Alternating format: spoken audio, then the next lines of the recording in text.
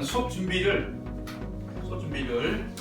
왼쪽에는 모의고사 문제지 오른쪽에는 선생님이 금방 준 자료를 깔고 이 두 개를 동시에 봐야 돼요. 우리 본문 설명하고 문제 풀면서 여기 나와 있는 자료를 같이 봐야 되니까.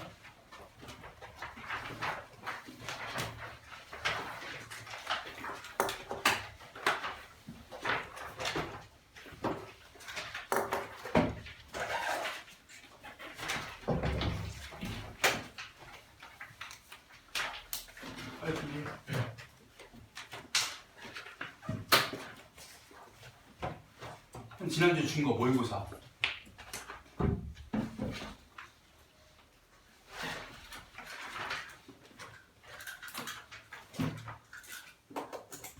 받아갔어. 거기 25번부터 28번까지 그쪽에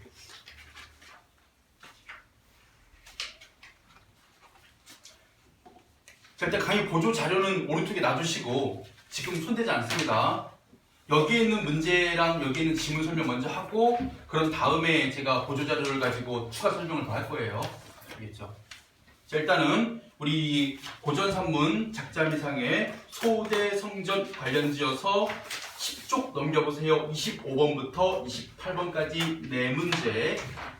그 중에 우리가 참고할 만한 보기가 달려있는 게 27번 문제 3점짜리 보기 분석하자. 자, 이 작품에서 소대성은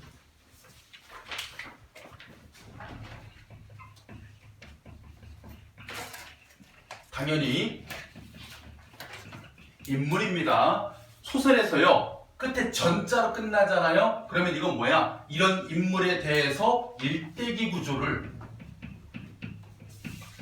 지닌 소설이다. 앞에 다 인물이에요. 유충렬전, 조웅전, 홍길동전, 이춘풍전 전부 다 일대기 구조입니다. 그래서 소대성도 인물이라는 뜻이에요. 어떤 인물입니다. 자, 그럴 때 중요한 건 뭐냐면 소대성이 어떤 사람인가에 대한 정보가 나와 있어요. 보면 호국의 침략으로 위기에 처한 명나라를 지켜내는 인물로 제시된다. 어떤 인물입니까? 호국의 침략에 대해서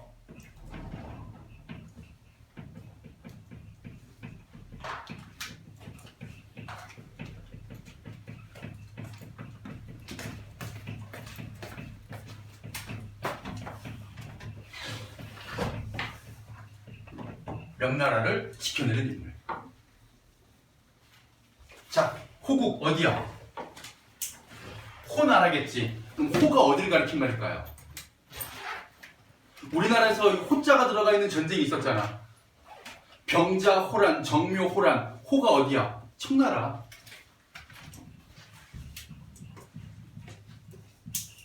명나라는 실제 또 우리가 사대했던 나라죠. 그 명국이에요. 얘들에게 실제 있었던 전쟁이잖아. 명과 후금의 전쟁. 근데 중요한 건 뭐냐면 우리가 지금 청나라와 명나라를 보는 시각이 어땠어요? 달랐죠. 명나라 어떤 나라였습니까? 우리가 황제의 나라라고 떠받들었던 나라. 근데 청나라는 우리가 뭐 했던 나라입니까? 오랑캐라고 무시했던 나라예요. 그러면 청나라는 뭐로 보면 돼? 오랑캐예요. 오랑캐. 그리고 우리 백성들의 머릿속에는 뭐가 담겨있느냐? 바로 이 청나라 오랑캐는 우리나라를 침략했던 병자호란을 일으켰던 그럼 오랑캐가 우리가 사대하던 즉 큰 나라를 섬기던 어떤 나라였습니까? 우리의 황제의 나라였죠. 그래서 두 나라를 인식하는 시각의 차이가 이 작품에 기본적인 바탕이 깔려있다. 이때 소대성이 어디를 지켜줘? 명나라를 지키는 인물로 등장을 합니다. 한 나라를 지켜낼 수 있는 인물은 영웅밖에 없어요. 그래서 이 작품의 소대성은 뭐로 봐야 된다? 영웅으로 봐야 된다.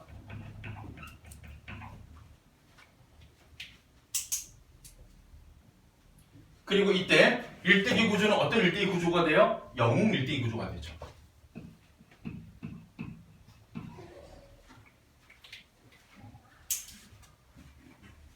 자, 그리고 소대성은 탁월한 무공을 바탕으로 천상계의 조력을 받아 위기를 해결해가는 과정에서 드러내는 소대성의 영적 능력, 지배계층의 무능과 대비를 이룬다. 자, 어떤 인물입니까? 소대성.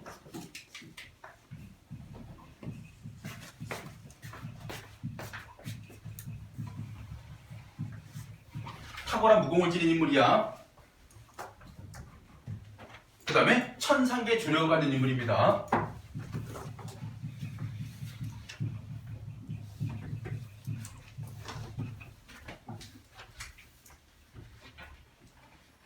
그래서 위기를 해결해 나가요.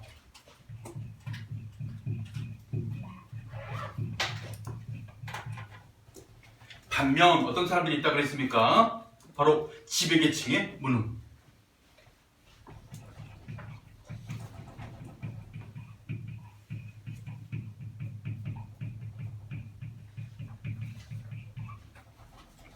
보기에 이런 게 나오면 당연히 취재 요소가 이런 거예요.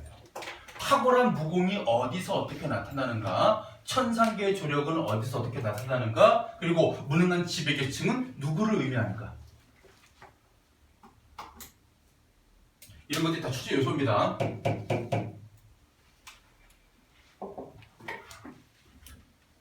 자, 그래서 내용으로 갈 거예요. 미리 말씀드리자면 지금 여기 수록된 부분은요, 전체 소대성전의 절정 결말부의 내용으로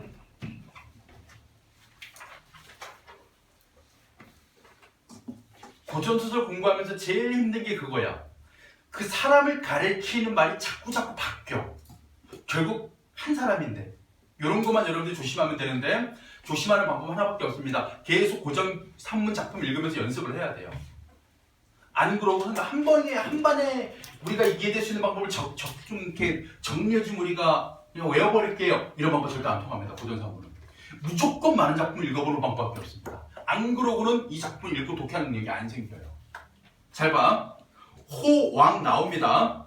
명나라 황제도 나와요. 소대성도 나옵니다. 근데 사람을 가리키는 표현은 정말 다양하게 나옵니다. 자, 일단 먼저 볼게요. 호왕이 또한 계책을 생각하고 대장 겸한을 불러 말하기를. 자, 일단은 먼저 등장한 인물 누구야? 호왕.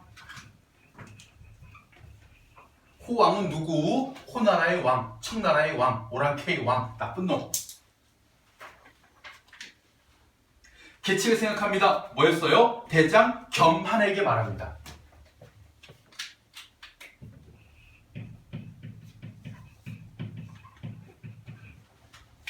뭐라고 말해?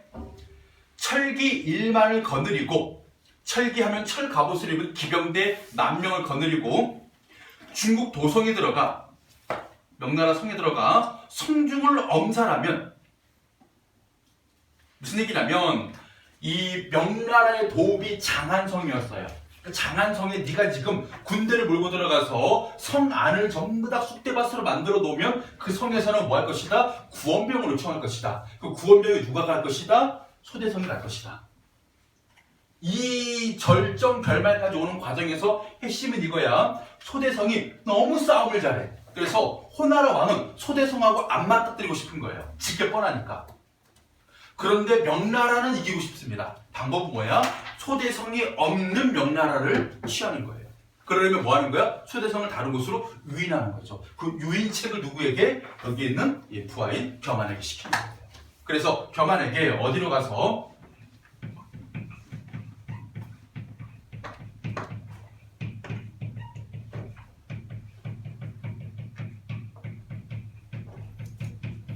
뭐 해라? 장안으로 가서 대성을 위인하라 라는 계책을 내세웁니다. 그래서 성중을 엄살하면 응당 구안병을 청할 것이니 대성을 치운 후, 대성을 그쪽으로 유인한 후 명제를 사로잡아. 이 명제가 누구예요? 명나라 황제죠. 대군을 합세하여 그때 대성을 없애면 된다.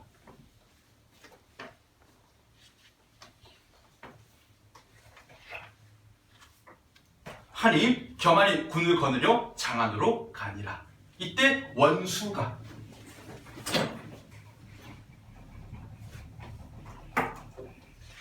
원수 누굴까? 원수. 잘 생각해봐. 원수라는 것은 되게 높은 무관직이에요. 군대를 통솔하는 무관입니다. 그럼 이 작품에서 이런 군대를 통솔할 만한 가장 뛰어난 능력을 지닌 사람 보기 드물에서 누구라고 얘기해줬어? 소대성이라고 얘기해줬잖아. 뭐하는 사람이래? 명나라를 지켜내는 인물이래. 탁월한 무공을 지녔대. 그럼 당연히 원수는 누구? 소대성밖에 없어요. 이거를 여러분들이 많은 작품을 통해 가지고 이 사람이 이 사람을 가리키는 말이구나 라고 여러분들이 이해를 하던가 아니면 보기를 통해 가지고 짐작을 해내야 돼요. 안 그러면 내용 연결이 안 돼. 이게 고전소설에서 우리가 겪을 제일 어려운 부분. 이게 누구지? 이 사람 누굴 가리키지? 요걸 빨리 파악하는 게 제일 중요합니다. 내용 자체는 되게 심플하잖아요. 결국 사람 찾기야. 알겠지?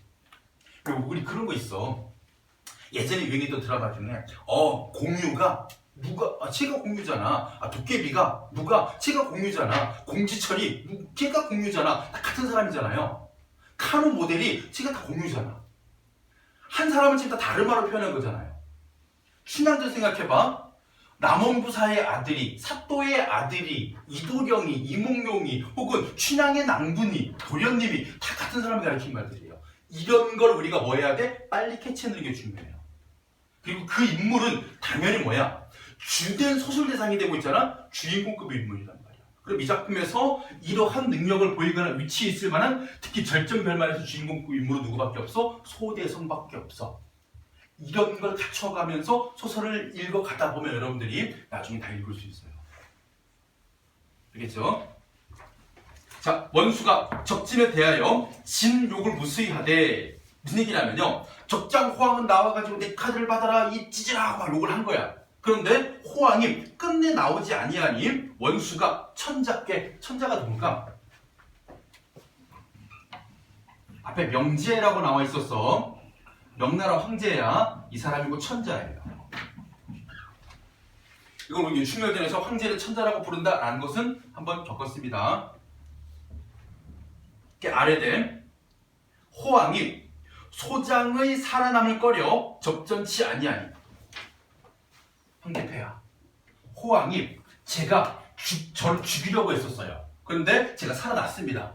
그럼 저를 두려워하여 저하고 싸우기를 꺼려하니 이런 뜻이죠. 대군을 합세하여 짓밟고자 하나이다. 근데 이때 상이 말합니다. 누굴까요? 상, 천자예요. 이런 게 힘들지. 하다 보면 돼. 야, 호황이 무슨 비에 숨은 비책이 있는가 싶으니 잠깐 기다리라. 그러니까 적을 치겠다라는 이 원수의 말을 뭐합니까? 잠깐 말립니다. 뭐 한 거예요? 추측을 한 거예요. 뭔가 있다. 뭔가 숨어있는 계책이 있다. 하는 차에 원문 밖에서 기별 소식이 옵니다. 무선 오랑캐가 장안을 범하여 사직이 종호에 있다 하거늘. 이거 누가? 바로 경한이 장안으로 가서 뭐 한 겁니까? 성을 뒤죽박죽 만들어 놓은 소식이 누구에게? 이들에게 기별로 온 것이죠. 호황이 경한에게 시켰잖아. 너 장안과 추대만 만들어 놔. 그러면 뭐 할 거야? 얘네들이 구원명을 요청할 거야. 그 기별이 온 거예요, 지금 여기로.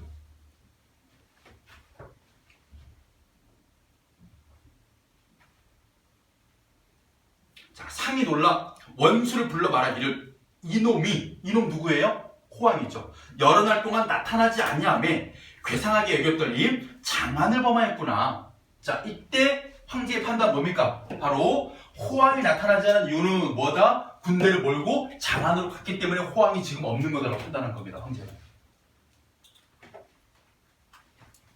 그래서 호황을 당적할 장수가 없으니 그 호나라 왕을 대적할 장수가 없기 때문에 네가 가라. 경 누구예요? 추대성이죠.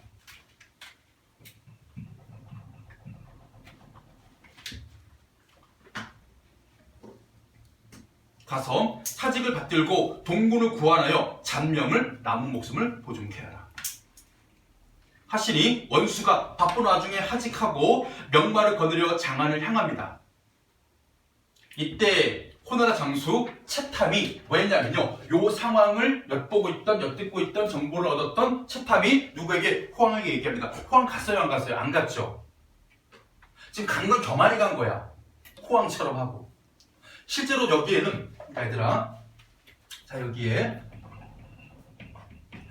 이 호나라의 진지가 있고 여기에 명나라의 진지가 있어.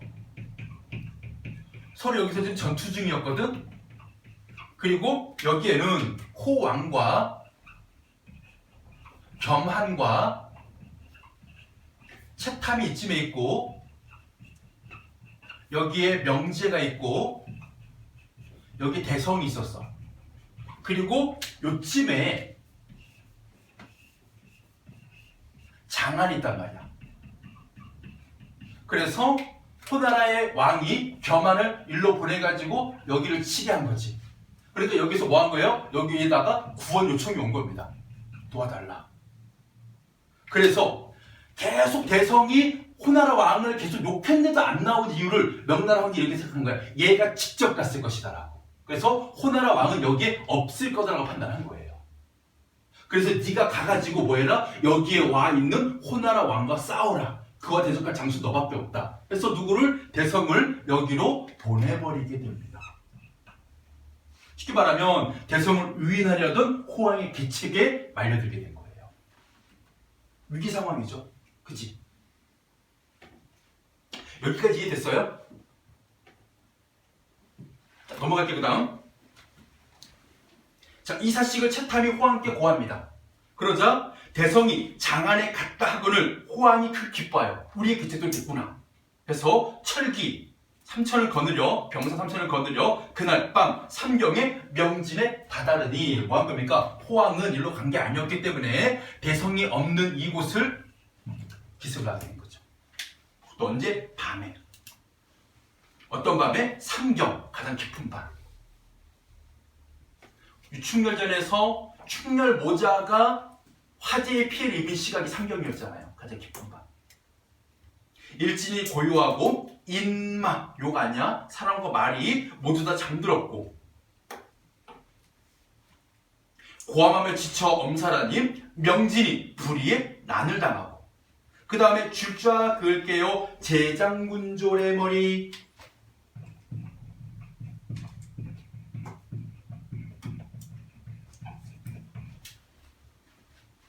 추풍 낙엽일래라 뉘 등이 당하리요. 이 부분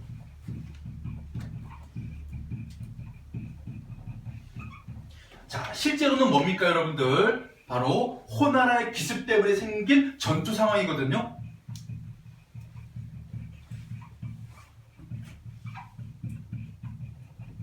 이 상황에 대해서 잠들었다가 금방 깬 명나라 장수들은 청나라의 공격에 그냥 목이 추풍나기처럼 떨어질 수밖에 없는 상황이야. 너무나도 안타까운 상황인 거예요. 그래서 뭐라고 표현했습니까? 네가 누군지 당할 수 있겠느냐 이 공격을. 여기는 뭐가 나타나는 겁니까? 서술자가 자신의 판단을 집어넣은 부분입니다. 그러면 서술자 개입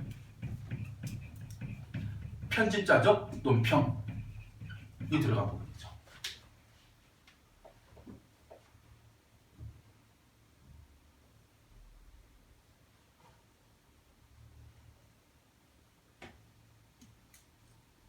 이때 명나라 친의 천자 누구? 명제. 중군에서 취침하여 계시다가 함성소리 천지 진동하거늘 놀라 장밖에 나와보니 화광이 충천한 가운데 이런 대장이 크게 외쳐 말하기를 어떤 대장이 말하기를 명나라 황제는 어디 있느냐 하고 달려들어 보니 호왕이라. 그러니까 호나라 왕이 여기로 간 게 아니었어. 우리를 공격한 것이었죠. 상이 크게 놀라 제장을 부르니 제장 군줄이 다 흩어지고 없는지라. 다만 삼장을 겨우 찾아 새 장군을 겨우 찾아 일지병을 거느려 분문으로 달아나더니 날이 이미 밝으며 황강 강가에 다다르니 강촌 백성이 난을 피할 길이 없는지라. 자 여기서 중요한 거 뭡니까? 이런 공격 상황에서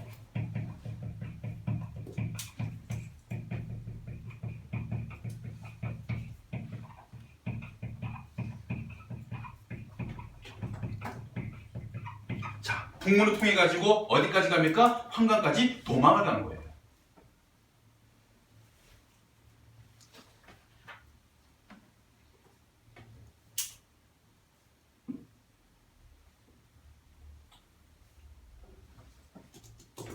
자, 그랬을 때 황제가 장군으로 돌아보며 말하기를 좌우에 태산 막혀있고 앞에 황강이 있어 건널 길이 없고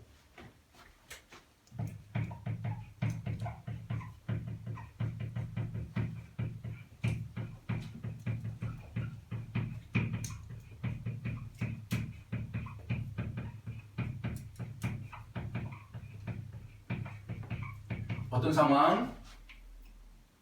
사면초. 그치?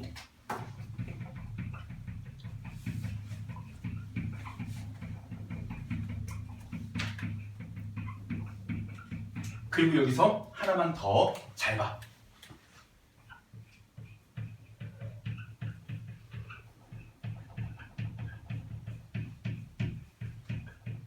자, 영웅 일대기 구조의 시작은요, 주몽신화입니다. 주몽신화 중에 여러분들 이런 부분이 있어요. 뭐냐면 주몽이 오이, 말이, 협보와 뭐합니까? 대소왕자의 추격을 피해가지고 도망을 가거든요. 그때 엄수라는 물에 다다라요. 여기에는 천자가 3명의 장군을 데리고 도망가는데 황강이라는 곳에 다다르게 됩니다. 상황 설정이 상당히 유사하죠. 그랬을 때 중요한 건 뭐냐? 여기에는 주몽이나 오이마리 협보는 이 엄수를 건널 수가 있습니까? 없습니까? 있어요. 왜 그럴까요? 주몽은 누구였기 때문에?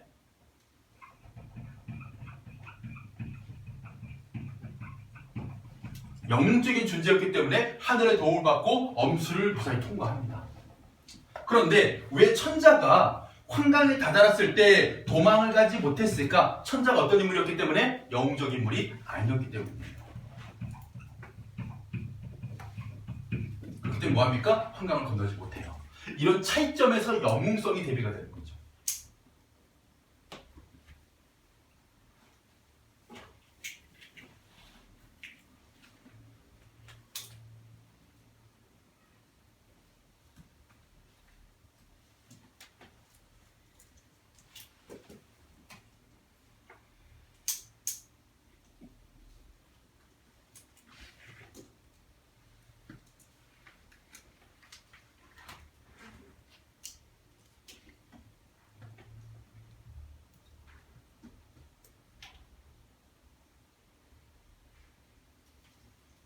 자, 그래서 호황의 추병은 급하였으니 그 가운데에 있어 어디로 가리요?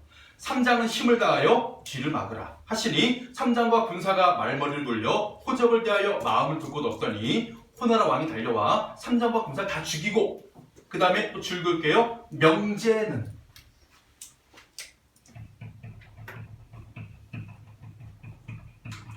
명나라 황제는 함정에 든 범이라 어찌 망극지 아니하리요. 여기도 마찬가지. 명나라 황제가 처한 상황에 대해서 뭐하고 있는 거예요? 서술자가 개입을 한 부분이죠. 그리고 편집자죠. 논평을 한 부분.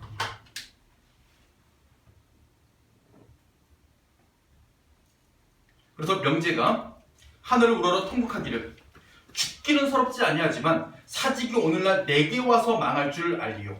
황천에 들어간들 태종 황제께 하면목 어떤 면목으로 베겠느냐 라고 나라가 망함을 부끄러워합니다. 하고 슬피 오르실세 호황이 황제가 탄말을 찔러 거꾸로 치니 상이 땅에 떨어지고 호황이 창으로 상의 가슴을 겨누어 꾸짖어 말하기를 죽기를 서러워하거든 항서를 써 올리라.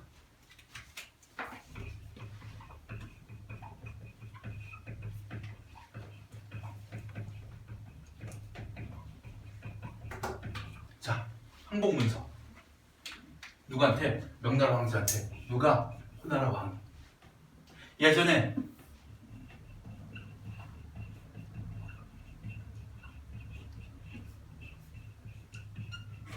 누가 그랬던 것처럼 병자호란 때 인조가 그랬던 것처럼 치욕스럽게 항복을 했어요. 그게 우리의 뇌 속에 남아있는 겁니다. 그때 똑같은 일이 반복되는 걸로 보죠. 그러니까 인조가 황제로 바뀌긴 했지만 뭐한 겁니까? 똑같이 항복을 해야 되는 상황이 온 거예요. 근데 이때 이 상황과 똑같은 결과가 나오면 우리가 이 작품을 좋아할 이유가 없죠. 이 작품을 읽을 필요가 없는 겁니다. 참고로 소대성전은 조선시대에 우리가 활자본으로 인쇄되어 있는 소설 중에요. 그 인쇄 부수가 3위에 올랐던 작품이랍니다. 그만큼 상당히 대중적인 인기를 끌었고 많은 사람들의 사랑을 받은 작품이에요. 1위가 참고로 말씀드릴게요. 1위가 춘향전이고요. 2위가 조응전입니다. 3위가 소대성전이에요. 나중에 왜 영웅소설 유충렬도 아니고 소대성도 아니고 조응전이 2위일까 이유는 또 나중에 설명을 드릴게요. 왜 그러냐면요. 거기는 영웅 이야기에다가 남녀 간의 사랑 이야기를 섞어놨어요. 그렇기 때문에 여성 독자도 같이 포함시킬 수 있었죠. 어쨌든 간에 상당히 유명했습니다. 왜? 사람들이 겪었던 이런 병자호란의 지옥을 쓸 수 있는 작품이었기 때문에. 이 점에서 우리가 뭐하고 유충렬전하고 공통점을 찾을 수 있죠. 이런 이유에서 보는 거니까 집중해서 봐야 돼. 자, 계속 보자. 상입 총망중이 대답하기를 지필이 없는데 종묘와 붓이 없는데 무엇으로 항서를 쓰냐? 쓰긴 쓰겠다는 소리죠. 쓸 도구가 없어 못 쓰는 것뿐이야. 호황이 크게 소리하며 말하기를 목숨을 아낀다면 용포를 떼고 손가락을 깨물라. 너희 옷을 찢고 너희 손가락을 깨물어서 뭐로 쓰라? 혈서를 써라. 차마 아파 못할래라.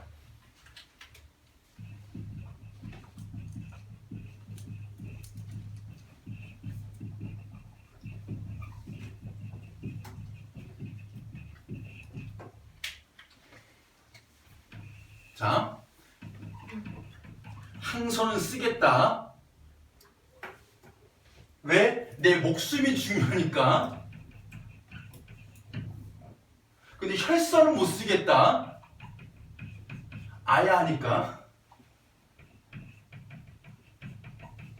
뭐예요? 천자의 어떤 모습, 명나라 황제의 어떤 모습, 여기 나오는 거야. 논란치는 예칭입니다.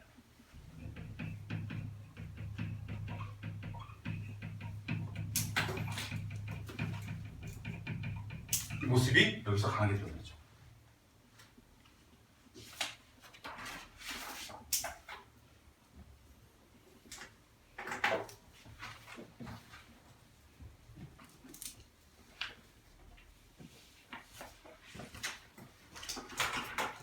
자, 그리고 또 한 번 소리 나는 줄 모르고부터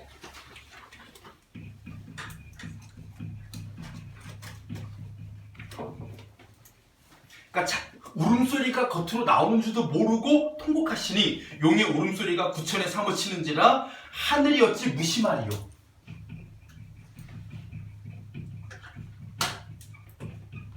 여기도 마찬가지 서술자기 편집자적 논평.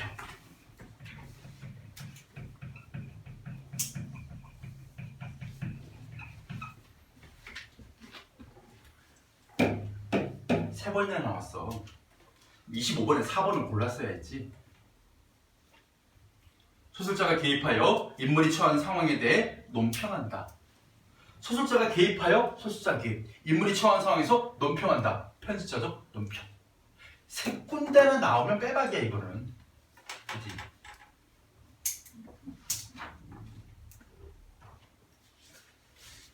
자, 계속 가겠습니다. 이때 뭐야? 다른 공간에 있던 원수 소대성이 장안으로 가서 호황을 찾으니 호황은 없고 겸하니 상군을 거느려. 여기서 중요한 건 뭡니까? 바로 장안에서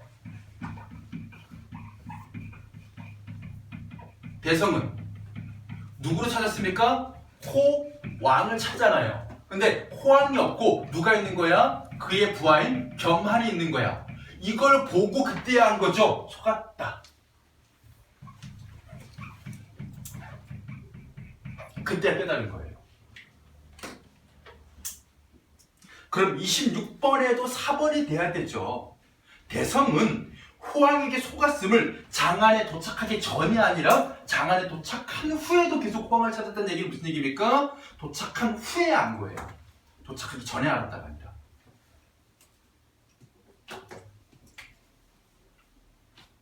전에 알았다면 미리 말문을 돌렸겠지. 아, 속았다. 빨리 다시 황제가 위험하니 우리 황제에게 돌아가야 되겠다죠.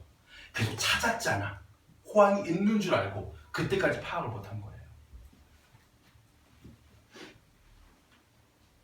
그래서 원수가 분노하여 겸한을 한 칼에 베고 제군에게 호령하기를 이제 호황이 나를 치우고 이곳을 유인하고 우리 대군을 범하고자 하미니 나는 필마로 가서 나 혼자 가서 대군을 급히 구원할 것이니 제군은 따라오라 뒤따라오라.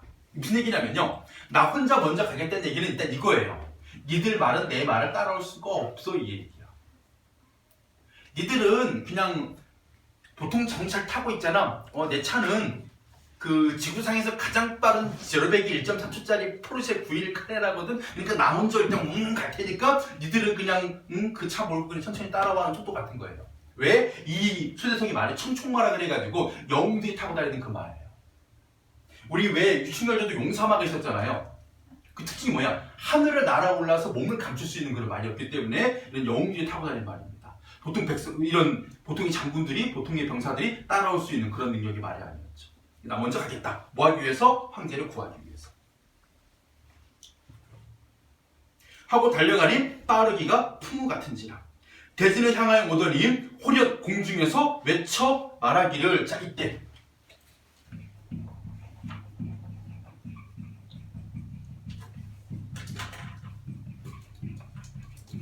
공중에서 나는 소리, 당연히 뭘까요? 일로 와보세요. 요거를 우리가 파악할 수 있는 요소가 보기에서 이거밖에 없습니다. 천상계의 조력이에요.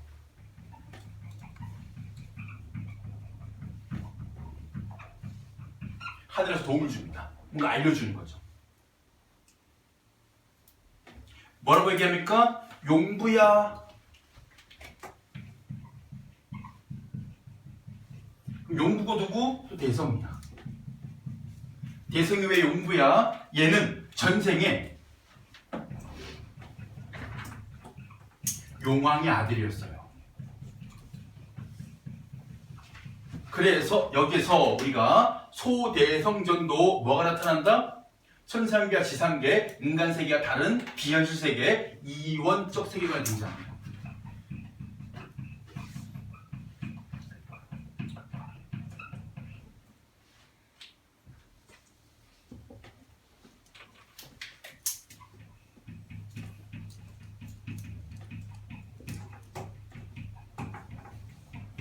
좀 다른 점은요, 유충열전도 이원적 세계가 등장하지.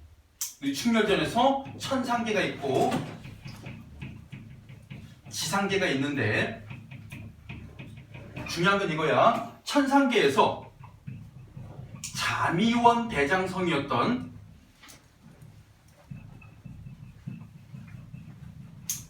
존재가 충렬로 태어나고 이와 대적하는 익성이 누구 태어났니? 지아 누구 태어나? 정한다. 근데 중요한 건 뭐냐면요, 소대성전에서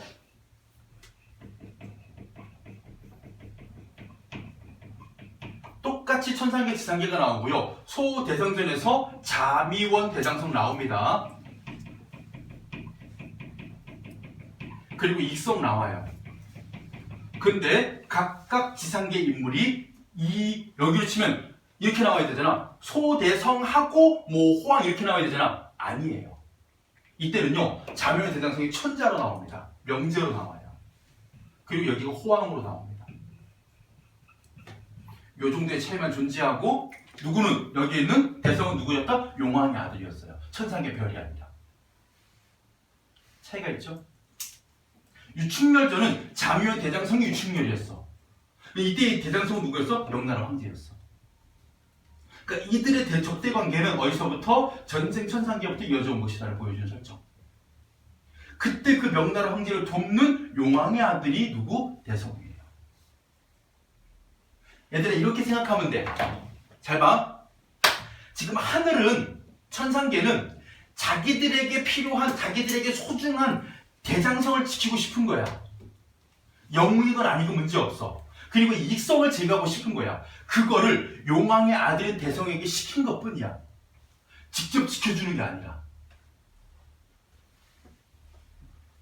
무슨 말인지 이해 안 돼?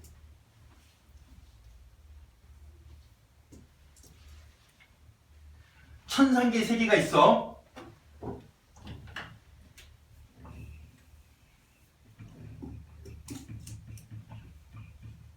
이 세계에서 지금 지상계를 보면서 명나라 황제가 있잖아?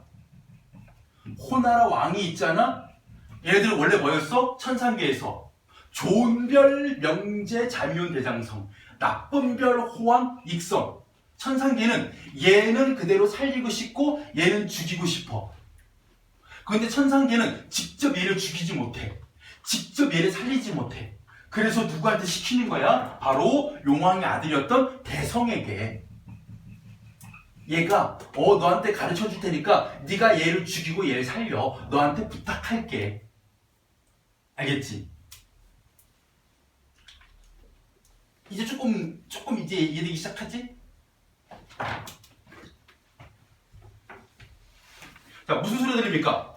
대진으로 가지 말고 황강으로 가라. 황강 지금 누가? 명나라 황제가 쓰러져가지고 호왕에게 항복 문서를 철수로 쓸 위기 처한 곳이 바로 황강이잖아요. 황강. 여기로 가라고 바로 알려줍니다. 만약에 생각을 해봐. 이 천상계 소리가 없었다면 대성은 어디로 가요? 대진으로 가요. 그러니까 여기로 가는 거야. 여기로. 그치? 간 다음에 야, 황제폐하 어디 있냐? 다 죽은 거야. 호나라 군사밖에 없겠지. 또 얘네랑 또 싸워야 되는 거야. 다 죽이다가 야 니네 여기 황제 어디 갔냐? 아 저로 북문으로 가던데? 그럼 가보자. 이미 항공문서 끝나고 이미 죽고 그랬겠지. 그 시간 단축시켜주는 거잖아. 도움이죠. 천상계 조력입니다. 어디 갔니? 이렇게. 그치? 빨리 어디로 가라? 황강으로 가라.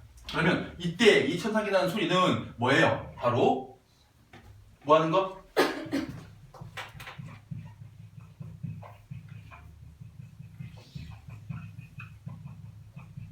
이 명나라 황제를 살리는 방안을 알려주는 것이죠. 빨리 황강으로 가면 명나라 황제를 살릴 수 있다.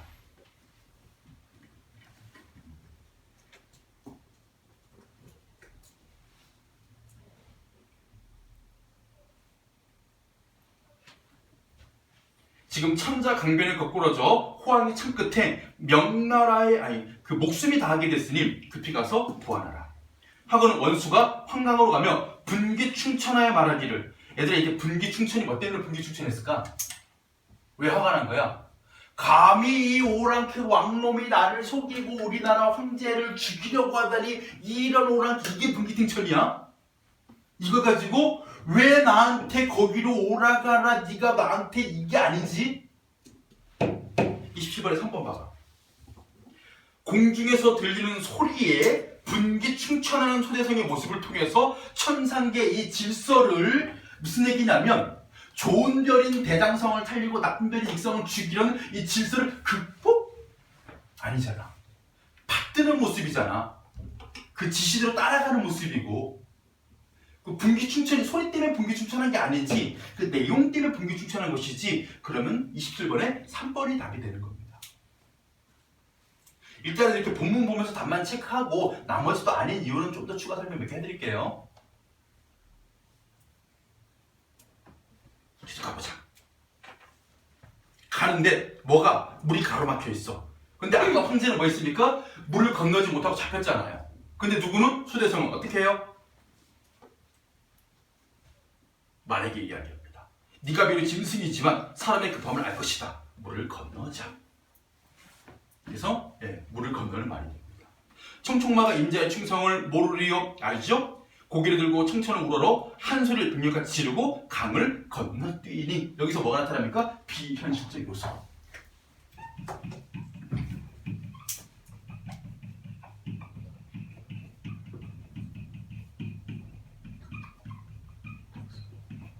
이런 비현실적 요소는 무엇을? 영웅성을 극대화시키는 요소로 작용하죠.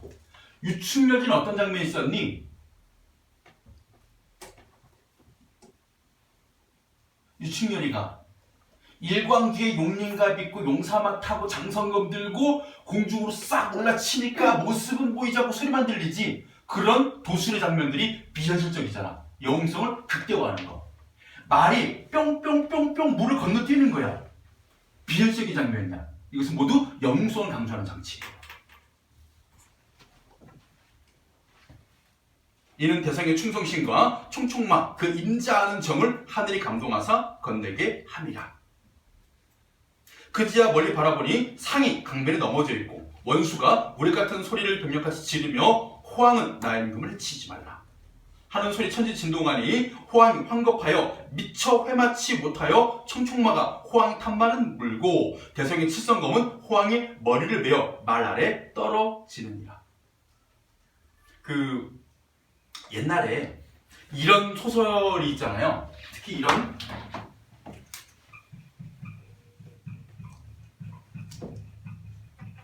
영웅소설 또는 인기 있는 대중소설 같은 경우에는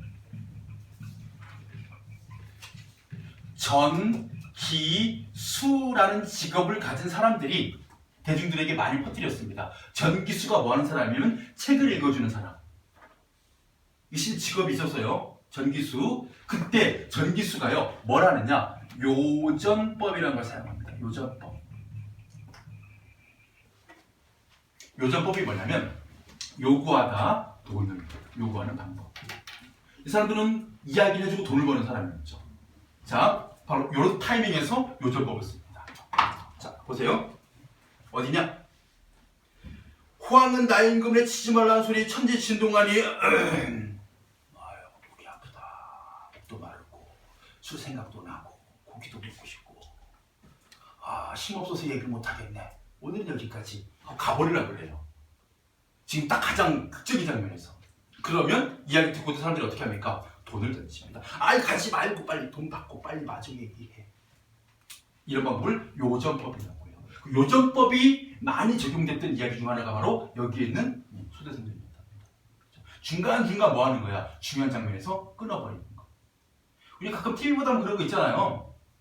누가 딱 나타났어. 누구지? 하는데 광고가 나가거나. 자, 최종 우승자는 광고 보고 있습니다. 이런 것들이 전부 다 일종의 요전법까지는 아닌데 그 시청자를 잡아놓는 방법이잖아. 처럼 이런 부분에서 이게 나타납니다. 아시겠죠? 자, 참고로 말씀드린 거니까 여러분들 들어두시고요. 가겠습니다. 한 칼을 베버려요 그냥. 좀 안타깝지. 좀 오래 갖고 놀았으면 좋겠는데. 자, 원수가 호황의 머리를 창끝에 끼어들고 말에서 내려 강변에 다다르니 천자가 기절하여 누웠거늘 원수가 엎드려 아뢰기를 대성이 호황을 죽이고 왔습니다. 상이 혼미 중에 대성의 말을 들으시고 용안을 잠깐 들어보니 대성이 호황의 머리를 들고 엎드렸거늘 혼미 중에 일어나 대성의 손을 잡고 꿈인가 생신가 분별치 못하리라. 자, 뭐 한 겁니까? 드디어 대성이 호황을 죽이고 명나라 황제를 구하고 나라의 위기에서도 벗어나겠어요. 이런 영적 벽을 보이죠. 그런 다음에 내려갑니다. 쭉 내려가세요. 어디로 가느냐? 원수 천자를 모시고 본진에 돌아오니 상이 앙천 통곡하기를 하늘을 우러 통곡하기를 나로 말미암아 아까운 장졸이 원혼이 되었으니 내 잘못된 생각 때문에 우리의 병사들이 죽었구나. 26번에 5번 보세요.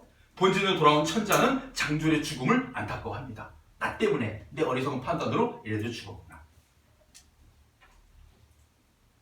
행군하여 대연을 배열하사 장졸들을 상사하시고 좌우더러 말합니다. 이 원수는 망구의 짝이 없는 충신이다. 일방 공작으로 그 공을 갚을 길이 없어. 그러니까 벼슬 하나 줘가지고는 얘의 공을 갚을 길이 없다. 뭐 하겠다? 천하를 반분하고자 한다.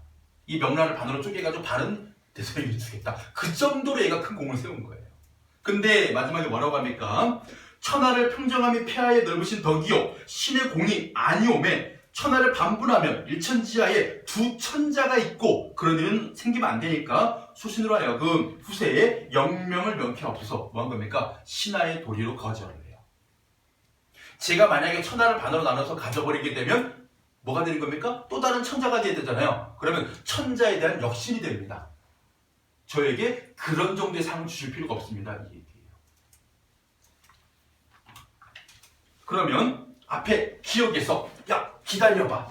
호나라 왕이 뭔가 기책이 있는 것 같아 하는 부분은 명제의 추측의 근거에서. 그리고 여기서는 뭡니까? 소대성은 임금에게 황제에게 신하의 도리를 언급하면서 그 정도의 상은 받을 수 없습니다. 그러면 28번에 2번이 됐죠. 기억은 추측에 근거하여 니은 군신간의 도리를 내세워서 상대 제안을 수용하지 않는다는 공통점이 있는 말하기 방식이죠.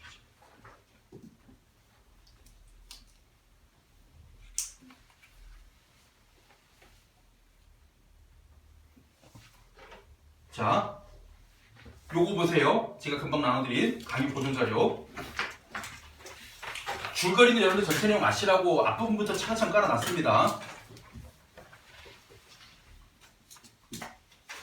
나중에 꼭 읽어보시고요. 오른쪽 밑에 굵게 처리된 부분 있죠. 출제 수록 부분 되어 있는데 거기서부터가 지금 우리가 읽고 있는 부분입니다. 상당히 뒷부분이죠. 결말부예요. 절정 결말부.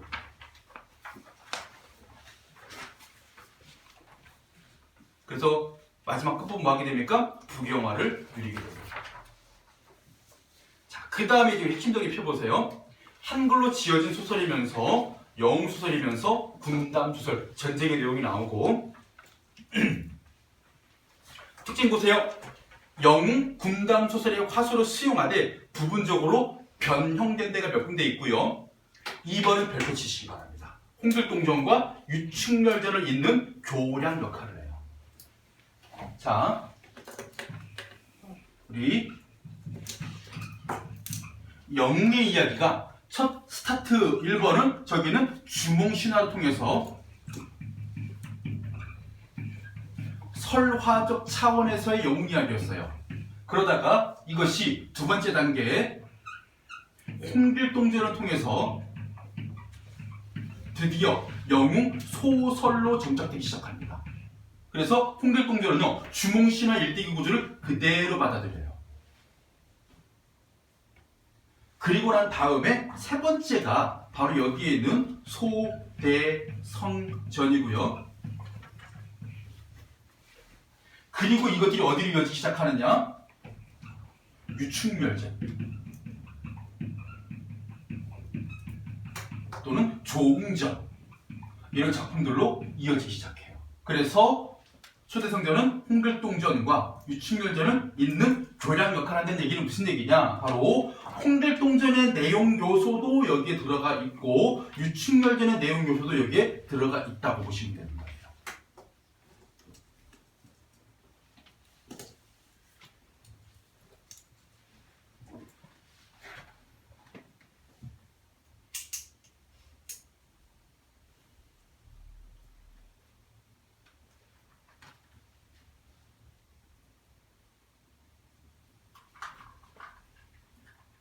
자, 이거에 대한 자세한 설명을요. 오른쪽에 의의와 평가 보이세요? 거기다가 별표 꼭 치시고 제가 거기다가 줄 그어놓거나 굵게 처리한 부분이 있었잖아요. 꼭 여러 번 정독하셔야 됩니다. 잘 봐. 이게 하이라이트야. 의의와 평가가. 이 작품은 영웅소설의 보편적인 내용을 지니고 있으면서도 몇 가지 특이한 점이 있다. 내려오세요. 이상서의 부인과 아들들이 보낸 자객을 죽이고 집을 나선 소대성. 무슨 얘기냐면요. 원래 소대성이 어릴 적에 부모가 죽고 유리거식 하다가 이상서의 집에 도움을 받고 그곳에 자라거든요. 그리고 그 집에 사위가 되려고 하는 찰나에 자신의 조력자 이상서가 죽어버립니다. 마침 그 이상서의 부인이나 다른 아들들은요, 이 소대성을 싫어했어요. 근본도 없는 놈인데. 그래서 그 채몽이라는 딸과의 결혼을 은근 반대하던 차에 마침 아버지도 없는데 대성을 제거하자 라는 계략으로 자객을 보냅니다. 그리고 그 자객을 죽이고 누구는 소대성은 집을 나와요. 이거는 홍길동전의 전례를 되풀이한다. 중요한 내용입니다. 홍길동도 어떤 내용이야? 홍길동이 홍판세의 총애를 받자 곡산모 초란이 자객을 보내가지고 특제를 보내가지고 홍길동을 죽이려고 해요. 홍길동이 이 사실을 알고 자객을 죽이고 집을 나오게 됩니다. 그 내용이 똑같이 반복이 돼요. 그러면 이 자객 이야기는요, 뭐 영향을 받은 거야? 홍길동전의 영향을 받은 거예요. 자객의 기습을 받고 자객을 죽이고 집을 나오는 장면, 홍길동전의 영향을 받은 거예요. 그럼 이렇게 들어왔다고 보면 되겠지? 소대성전의 이 내용이 어떤 내용을 일로 간 것이겠고,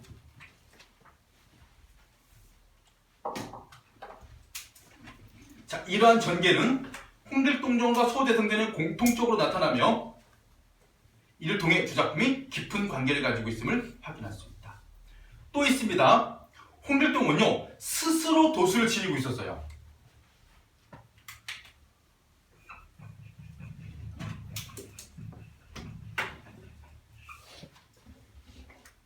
잘 봐 얘들아.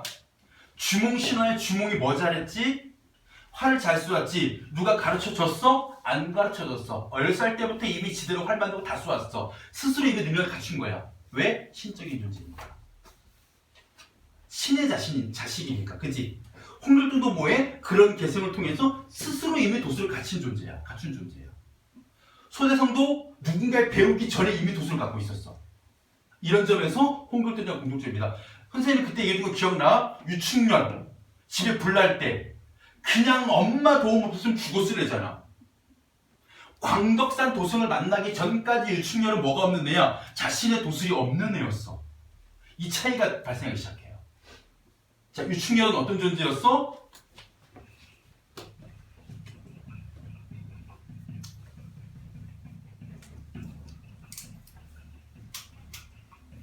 도승을 만나기 전까지는 도술이 없는 애였거든? 그럼 소대성은 어떤 면모를 보이느냐? 잘 보세요. 두 가지를 합칩니다. 일단은 소대성전은 어떤 내용이 담겨있어? 스스로 도술도 할 수 있었고 여기다가 도승을 만나서 다시 도술을 배우는 장면 추가가 돼요. 그래서 이 내용은 홍길동전의 영향을 받은 거, 도승을 만나 도술을 배우는 것은 나중에 이어질 작품에 영향을 주는 거.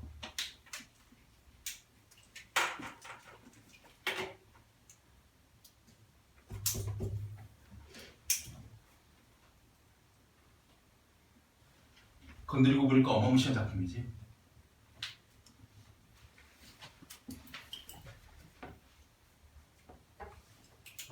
그래서 도승을 만나 수업을 받아야만 했던 후대 영웅수들의 주인공과는 구별이 됩니다. 그런데 소대성은 잘 봐. 소대성이 중요하지. 홍길동과 같은 능력을 지녀 쓰면서도 다시 도승을 만나요. 그래서 도승을 만났다는 점에서 유충렬이나 좋은 것 같지만 또 스스로 도술할 수 있다는 점에서 또 조웅윤 유충렬처럼 무력하진 않았죠. 홍길동처럼 도술도 할 수 있었습니다. 그런 양면성을 지닌 존재예요. 자기가 도술도 할 수 있었고 또 도술을 또 배우기도 하고 이런 점. 그래서 이렇게 나오는 겁니다. 이런 영웅수들의 변모 과정을 통해서 소대성전은 홍길동전보다는 뒤의 작품이지만 조웅전이나 유충렬전보다는 먼저 이루어질 가능성이 상당히 높다고 봅니다. 또 하나 이게 있어. 이번에는 홍길동전에는 더 이상 없는 또 다른 내용이 있습니다. 바로 뭐야? 이원론적 세계관이에요.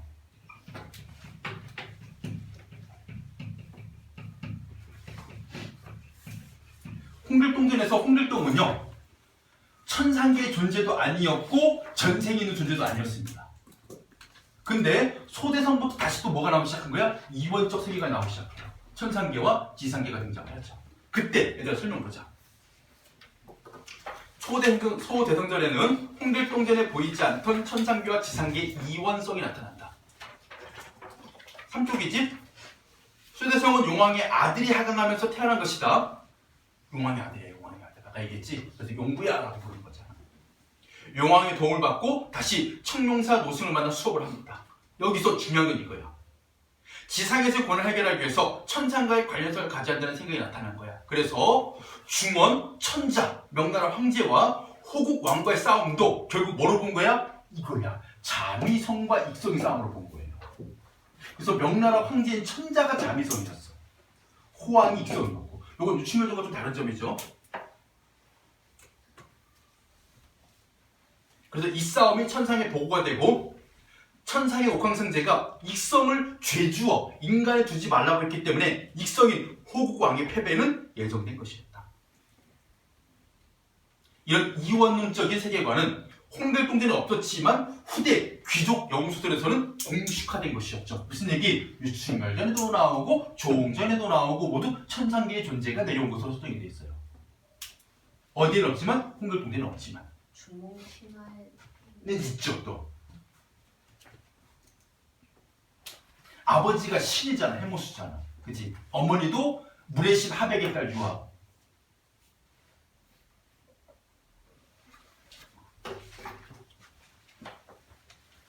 그리고 뒤에 있는 지문 문제는요, 다른 부분이에요. 여러분 혹시 참고가 될까봐. 그냥 여러분들 읽어보시고, 문제 풀어보시고, 뒤에 보면 해설 달려있거든요. 풀어보신 다음에 나중에 선생님한테 질문하시면 되고, 다시 어디로 오느냐? 이쪽에 영웅 일대기 구조.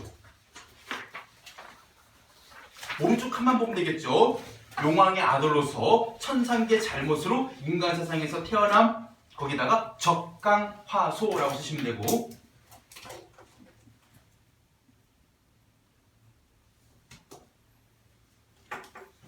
두 번째 칸에 도수를 부리는 등 비범한 능력을 지닌 홍길동전과 공통점이지만 유충열전과는 차이점이죠. 어릴 때부터 이미 도술이 있었다는 얘기는 홍길동 동그라미 유충열 X.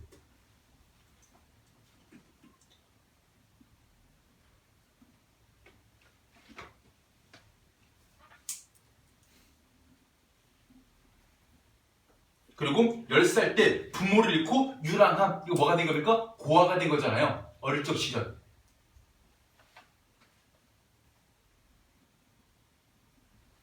그래서 우리가 아이가 되어서 버려진다, 우리가 기아라고 하죠. 왼쪽에 나오십니다. 기아. 참고로 이거는 유충열전과 공통적인 거죠.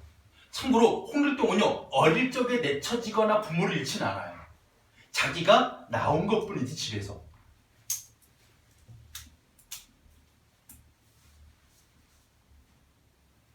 자, 이승상, 양육자하고 조력자가 되죠.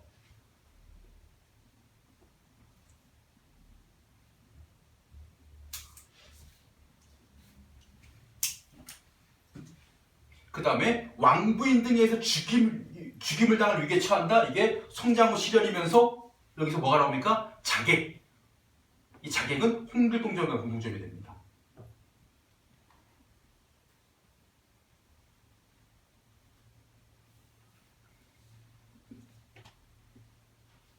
그 다음 마지막. 위험에 처한 황제를 구하고 밑줄 긋고 대원수가 된 밑줄 긋고. 자, 황제를 구하고 밑에다가 충성심,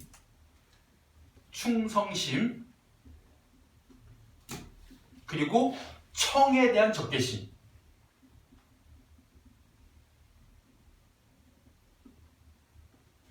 청나라에 대한 적개심으로 명나라를 이기게 만든 거고요. 영웅의 국가적인 충성을 얘기하는 거죠. 그리고 대원수가 된 밑에다 쓰세요. 신분상승. 다른 말로는 권력 회복도 되는 거야. 얘들아, 이건 뭐하고 비슷해? 유충열전도 두 가지잖아. 국가에 대한 충성과 권력 회복.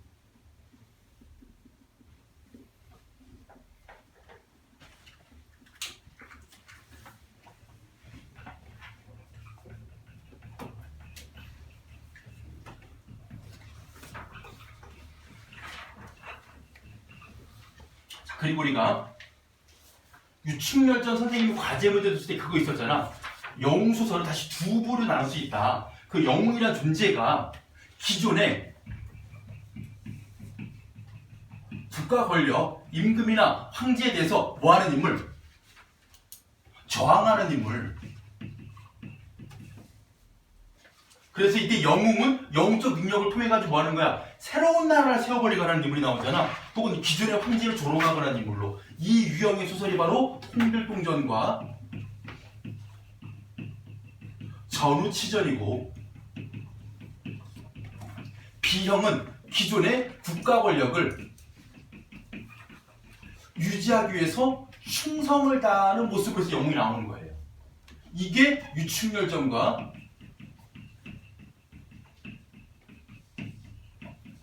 조홍전이 그랬죠. 그러면 여기는 소대성전 어디다 넣어야 돼? 여기야? 아니지. 여기 들어가야지. 얘도 뭐 했기 때문에 명나라 황제에 대한 충성을 다하면서 기존의 나라를 유지시켜줬잖아. 그럼 여기도 들어가야 돼요. 소대성전. 그러면 이거 그 영웅의 행동이 황제에 대한 충성과 저항과를 가지고 이때는 홍길동전과는 차이가 있고 유충열전과는 또 공통점이 있다, 이렇게 발견되는 거죠. 영웅적 행위가 결과적으로 충성인가 저항인가를 가지고 유충열전과의 공통점. 충성하는 영웅. 됐어?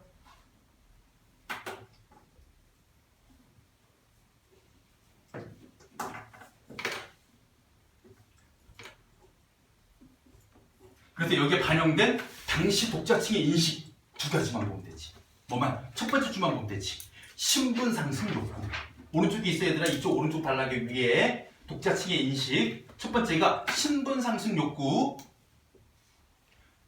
두 번째가 청에 대한 적개심. 아까 얘기했잖아. 이 명나라를 좋아하고 청나라를 싫어했던 당시 사람들의 인식 속에서 병자호란으로 입은 정신적인 치욕, 이거는 뭐하고자 한다? 이런 영웅의 승리로 보살받고자 한다. 그래서 우리의 소설에서 청나라가 좋게 나온 소설은 하나도 없죠. 박시전도 그랬고 임경업전도 그러고 여기도 마찬가지죠. 알겠죠? 자, 그 다음에 우리 마지막입니다. 다시 문제로 돌아와서 25번 문제에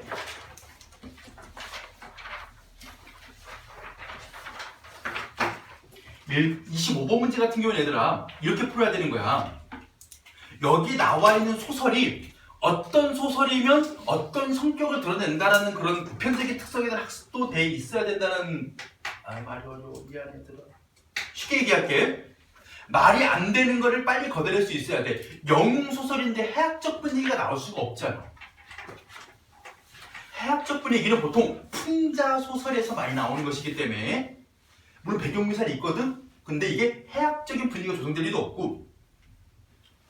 두 번째야, 장면 전환이 있어. 근데 이거 있잖아. 고전 소설의 인물의 성격이 변해 안 변해? 안 변한단 말이야. 평면적인 인물이란 말이야. 그러면 성격 변화도 마찬가지 없다고 봐야 돼. 한 번 영웅이면 끝까지 영웅이고 한 번 적이면 끝까지 적인 거잖아. 호황 착해지니? 아니잖아. 상징적 소재? 어찌어찌 찾아보자. 뭐 총총만 찾아보자. 막 있다고 치자. 항소 있다 치자. 근데 중요한 건 이거야. 얘들아. 영웅소설의 결말은 업적을 달성하고 영웅이 나라를 구해서 부귀영화를 누리는 거잖아. 비극적 결말이 왜 나오는 거야?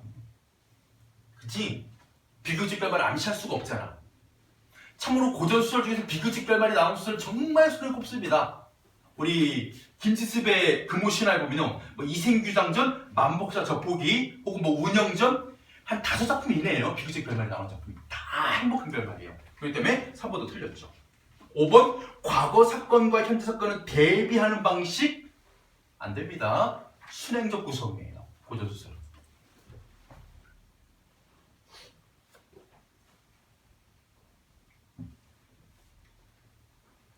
26번에 호왕 겸한의 군사를 건너려 장안으로 가서 지시합니다. 대성을 유인하기 위해서. 천자 장안을 방 오라킬을 물리치게 대성을 보냅니다. 그곳에 호왕이 있는 줄 알고. 대성 떠났다는 보고를 받은 호왕은 명지를 공격합니까? 호왕은 대성이 떠났다는 보고를 받죠. 그지? 누구한테? 채탐한테. 받은 다음에 명지를 공격합니다. 그리고 본진으로 돌아온 천자는 장조의 죽음을 안타까워하고 도착하기 전이 아니라 도착한 후에야 알게 됐다는 것. 4번 27번입니다. 호국이 침략으로 군사들이 희생된 모습, 백성들이 난을 겪는 모습이 명나라의 위기죠. 이 위기를 누가 구했습니까? 소태전이 구한 것이고요. 그리고 호왕이 공격에 적절하게 대응하지 못하는 이 모습이, 천재의 나약한 모습이 지배계층의 무능함을 보여주죠. 얘들아 뭐 했어? 일단은 이것도 있지만 이것도 있었잖아. 도망간 거. 대응하지 못하고. 여기도 마찬가지 뭐예요? 무능한 지배계층의 모습이 나타나는 부분이죠. 4번에 항소를 요구하고 쓰러져 기절한 천자와 극적으로 천자를 구출하는 초대성이 대비되잖아. 또 무능한 지배계층과 유능한 영웅이 대비되잖아. 대비되면 뭐 하는 거예요? 초대성의 용적 면모가 부각이 되는 거죠.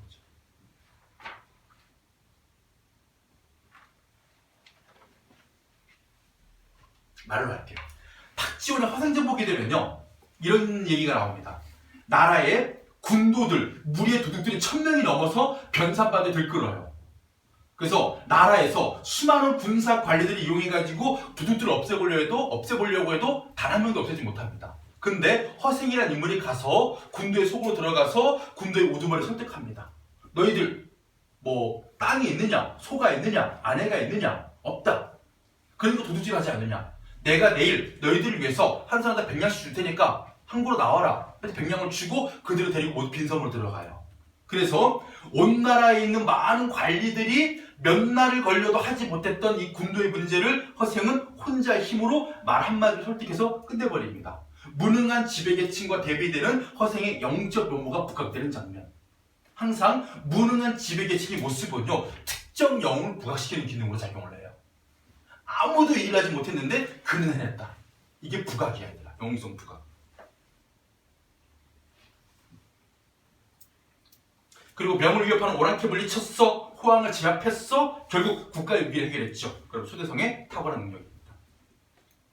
28번은 설명할 게 이번밖에 없어요. 추측이다, 군시가 돌을 내세웠다, 그리고 모두 상대방의 제안을 수용하지 않는다예요. 자, 오늘 여기까지 딱 하나 끝내야 여러분들이 공부가 됩니다만 여기다 동락당 넘어가는 순간 부서지기 때문에 일단 자를게요. 오늘 가셔가지고 전체 줄거리 꼼꼼하게 다시 읽어보세요. 알겠죠?